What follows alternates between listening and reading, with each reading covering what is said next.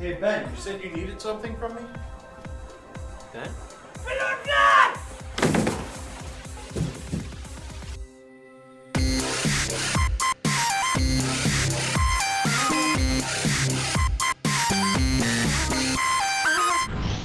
Welcome to the Victory Point, the show where instead of having a producer, we have a DM. We're your devilishly handsome hosts, Ben McLean. And Cheney Hester. Most of you are probably familiar with the historical context of the geographical region of Wallachia.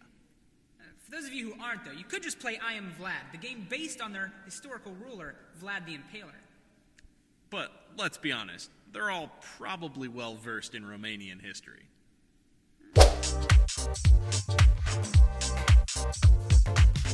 I Am Vlad, Prince of Wallachia, is an adventure fighting game where you control a Vlad hero and his two captains. The object of the game is to satisfy one of three win conditions, proving that your Vlad hero is the only one fit to be called Prince of Wallachia.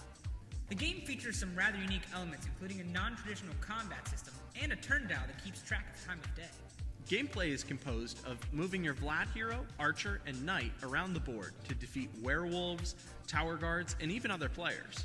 You can purchase healing potions, magic spells, outposts, and global effect cards, and more at taverns and churches. The game has a real unique feature, a time of day clock that moves once for each round of turns. Battle is a rather unique aspect of the game, utilizing combat cards that represent attack damage and defense values. When battling head-to-head with an opponent, both players simultaneously reveal a combat card that's specific to the unit you're attacking with. After subtracting the defense values and distance penalties, then the damage is dealt to your unit.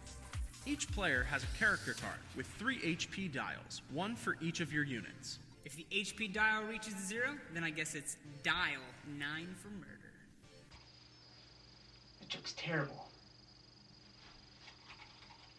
The game has 3 win conditions. Be the first player to acquire 3 Vlad hero kills, or occupy the center squares for 8 consecutive turns, or you can just be the last Vlad standing.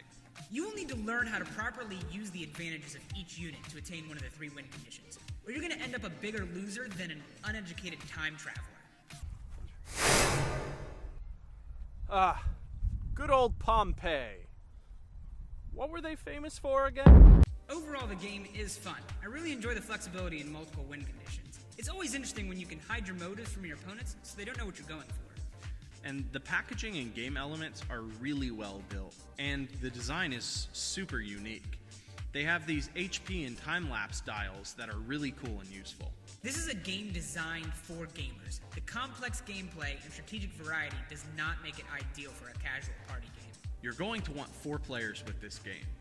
There's way too much space for just 2 players and a huge imbalance for one of the 3 players if you play with just 3.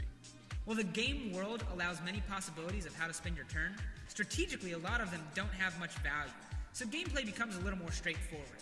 Because of the options you have with win conditions and strategies, you can actually get a lot of replay value out of it as long as you decide to mix it up a little bit. Cheney actually found the game on Miniature Market daily deals for around $22, which is great value when you think of all the game components and the great build quality. Although, I might shy away from the original $120 price tag. Pros: great build quality and really unique design elements. There's complex decision-making mechanics and clutch player interaction that can continue throughout the entire game. Cons: needing exactly 4 players for optimum gameplay, which in itself has some kinks too, like fully relying on luck for those much-needed combat cards. And finally, the rulebook has some translation errors and ambiguous wording, and that forced some house interpretations. And that's never really fun when you're constantly questioning whether you're playing the game correctly or not. Okay, on a scale from a werewolf to the Prince of Wallachia himself, it gets an archer. Or on the VPD20, we'll give it an 11. It has solid gameplay and a really unique idea. Well, that's all we have for you today. Make sure you let us know what you think of the game in the comment section below. Be like Aaron Paul and follow me on Twitter. Or follow Ben instead. And let us know what you want us to review. You can contact us at our Gmail, and just send us some pictures of your cats. And if you want to level up your gaming experience, go to boardgaming.com. What?